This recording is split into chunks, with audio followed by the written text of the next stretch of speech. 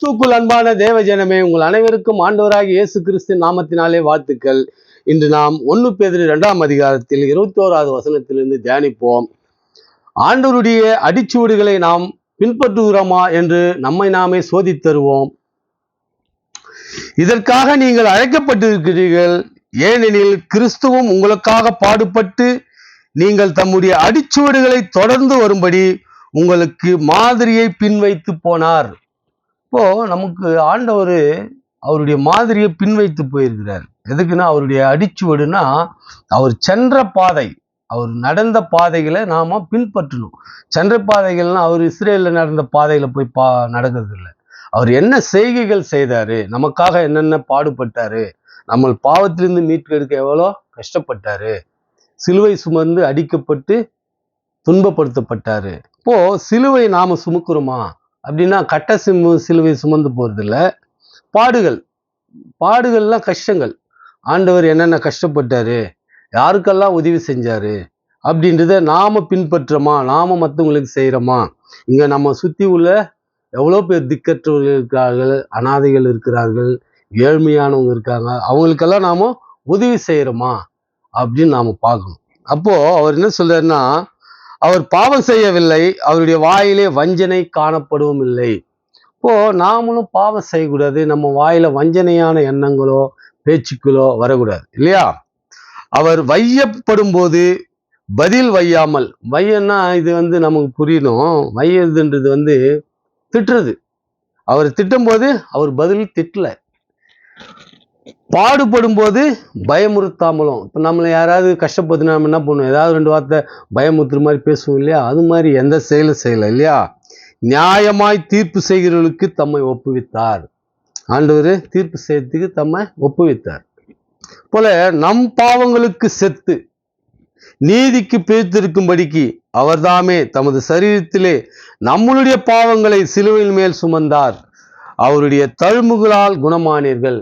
இப்போ நம்மளுடைய ஆண்டவருடைய தழும்புகளால், கையில் ஆணி, கால் ஆணி, அவருடைய விழாவில் குத்துனாங்க, தலையில முள்முடி, இத்தனை காயங்களால் தான் நம்மளுடைய பாவத்திலிருந்து நாம குணமானோம். குணமானோம்னா அதுலேருந்து மீண்டு வந்தோம் இல்லையா, மீட்டெடுத்தார் அப்படின்றது. அதுபோல சிதறுண்ட ஆடுகளை போல் இருந்தீர்கள், இப்போது உங்கள் ஆத்மாவுக்கு மேய்ப்பரும் கண்காணியுமானவரிடத்தில் திருப்பப்பட்டு இருக்கிறீர்கள். நம்ம எப்படி இருந்தோம், சிதறுண்ட ஆடுகளை போல் இருந்தோம். அதனால இப்போ நம்ம கண்காணியும் ஆண்டவரிடத்தில் திருப்பப்பட்டிருக்கிறோம். அது போல ஆண்டவரிடத்தில் திருப்பப்படுறதுக்கு அதற்கு இயேசு நாம் ஆண்டவரிடத்தில் திருப்பப்பட்டிருக்கிறோம். அதற்கு இயேசு, நீ பூரண சற்குணராய் இருக்க விரும்பினால் போய் உனக்கு உண்டானவைகளை விற்று தரித்திற்கு கொடு, அப்போது பரலோகத்தில் உனக்கு பொக்கிஷம் உண்டாயிருக்கும், பின்பு என்னை பின்பற்றி வா. இப்போ ஆண்டவருடைய அடிச்சுவடுகளை நாம பின்பற்றினா அதுக்கு ஆண்டவர் என்ன சொல்றாருன்னா, அதற்கு இயேசு, நீ பூரண சற்குணனா இருக்க, பூர்ண முழு நல்ல குணமுள்ளவனா இருக்கணும்னா விரும்பினால் போய் உனக்கு உண்டானவைகளை விற்று தரித்திற்கு கொடு, அப்போது பரலோகத்தில் உனக்கு பொக்கிஷம் உண்டாயிருக்குன்றார். இப்போ நமக்கு உண்டானவங்களை விற்று கொடுக்கலனாலும் நம்மிடத்தில் இருக்கிறது கொஞ்சமாவது மற்றவங்களுக்கு கொடுக்குறோமா, மக்களுக்கு கொடுக்குறோமா, உணவு கொடுக்குறோமா, அதெல்லாம் பார்க்கணும் இல்லையா. திக்கற்ற பிள்ளைகள் எவ்வளோ பேர் இருக்காங்க, நம்ம போய் உணவு கொடுக்கணும். அதை நாம் செய்கிறோமான்னு பார்க்கணும், அதை நாம் போய் செய்யணும் இல்லையா. விற்று நம்ம சொத்தெல்லாம் விற்றுட்டு கொடுக்கலனாலும் கொஞ்சமாவது மற்றவங்களுக்கு கொடுக்குறோமான்றத நாம் பார்க்கணும். அதுதான் ஆண்டவருடைய அடிச்சுவடுகளை நம்ம பின்பற்றுது.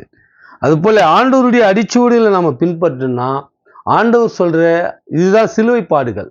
நம்ம எல்லாம் பூரண நற்குணம் உள்ளவனா நாம விரும்பணும். அது போல இருக்கணும். நாம விரும்பணும்னா என்ன செய்யணும், அப்போதான் நம்மளுடைய சொத்தெல்லாம் விற்று கொடுக்கலனாலும் நம்ம கிட்ட இருக்கிறத கொஞ்சமாவது மக்களுக்கு உதவி செய்யணும்னா தான் பரலோகத்தில் உனக்கு பொக்கிஷம் உண்டாயிருக்கும், பின் என்னை பின்பற்றி வேண்டார். இப்போ பரலோகத்தில் நமக்கு பொக்கிஷம் வரணும்னா மற்றவர்களுக்கு நாம உதவி செய்யணும் அப்படின்றாரு. அது போல பிரியமானவனே, நீ தீமையானதை பின்பற்றாமல் நன்மையானதை பின்பற்றி, நன்மை செய்கிறவன் தேவனால் உண்டாயிருக்கிறான், இப்போ நன்மை செய்கிறவன் யாரால் உண்டாயிருக்கிறான்? தேவனால் உண்டாயிருக்கிறான். தீமை செய்கிறவன் தேவனை காணவில்லை அப்படின்றார் ஆண்டவர். தீமை செய்கிறவன் காணவில்லை அப்படின்றார். அதுபோல நன்மை செய்ய பிரியமானவனே. இப்போ இதெல்லாம் நம்ம யாருக்கிட்ட சொல்லு? இது மாதிரி வார்த்தை சொல்லுற ஆண்டவர் நம்ம உலகத்துல வேற எந்த ஒரு இதுலயும் பார்த்துருக்கவே முடியாது. பிரியம் அப்படின்றார். நம்மளை பார்த்துட்டு பிரியமானவனே, நீ தீமையானதை பின்பற்றாமல் நன்மையானதை பின்பற்று. நன்மை செய்கிறவன் தேவனால் உண்டாயிருக்கிறான். இப்போ நன்மை செஞ்சு நாமோ வந்தோம்னா நாம் தேவனால் உண்டாயிருக்கிறோம் என்பதை நாம புரிந்து கொள்வோம் இல்லையா? அதுபோல நன்மை செய்யணும்னா நம்ம மற்றவங்களுக்கு உதவி செய்யணும். திக்கற்றவர்களுக்கும், மாற்றுத்திறனாளிகளுக்கு, விதவைகளுக்கு, ஊனமானவர்களுக்கு நாம உதவி செய்யணும். அதுபோல அவருக்குள் நிலைத்திருக்கிறேன் என்று சொல்லுகிறவன் அவர் நடந்தபடியே தானும் நடக்க வேண்டும். நான் ஆண்டவருக்குள்ள இருக்கிறேன். நிறைய பேர் கிறிஸ்தவர்கள் இருப்பாங்க, ஆனா கிறிஸ்துக்குள்ள இருக்கிறது வேற இல்லையா? கிறிஸ்தவர்னு சொல்றது வேற, கிறிஸ்துக்குள்ள இருக்கிறது வேற. அது போல அது உங்களுக்கு புரியணுமா? நான் எப்படி சொல்லுது? நான் இப்போ இந்த நம்ம எம்எல்ஏ எம்பி எல்லாம் சட்டமன்றத்துல எல்லாம் சொல்லுவாங்க இல்லையா, நாங்கள் உங்களுக்கு ஆதரவு கொடுக்குறோம், ஆனால் உள்ள இல்லை வெளியிருந்து ஆதரவு கொடுக்குறேன்னுவாங்க. வெளியிருந்துன்னா ஆதரவு கொடுப்பாங்க, ஆனால் அதில் பங்கு பெற மாட்டாங்க அந்த அரசு அமைப்பில். அது போல தான் நாம் கிறிஸ்துக்குள்ள இருக்குன்னா ஆண்டவருடைய அடிச்சுவடுகளை பங்கு பெறணும். அவருடைய அடிச்சுவடில் நாம் பின்பற்றணும். அப்படி பின்பற்றணும்னா அவருக்குள் நிலைத்திருக்கிறேன் என்று சொல்லுகிறவன் அவர் நடந்தபடியே தானும் நடக்க வேண்டும். இப்போ ஆண்டவர் எப்படி நடந்தாருன்றதை நாம் வேதத்தை படித்து தெரிஞ்சு கொண்டு நாம் அவர் நடந்தபடியே நடக்கணும். அப்போ தான் நாம் பரலோக ராஜ்யத்தில் நமக்கு பொக்கிஷம் இருக்கும், நாம் பரலோகம் போவோம் என்று ஆண்டவர் சொல்கிறார். அதனால ஆண்டவர் அடிச்சூடிகளை பின்பற்றி அவர் நடந்தது போல நாம் நடப்போம் என்று கூறிக்கொண்டு இத்துடன் இந்த பதிவை முடித்துக் கொள்கிறேன். ஆண்டவராகிய இயேசு கிறிஸ்துக்கு துதி கன மகிமை என்றென்றும் இருப்பதாக. ஆமேன்.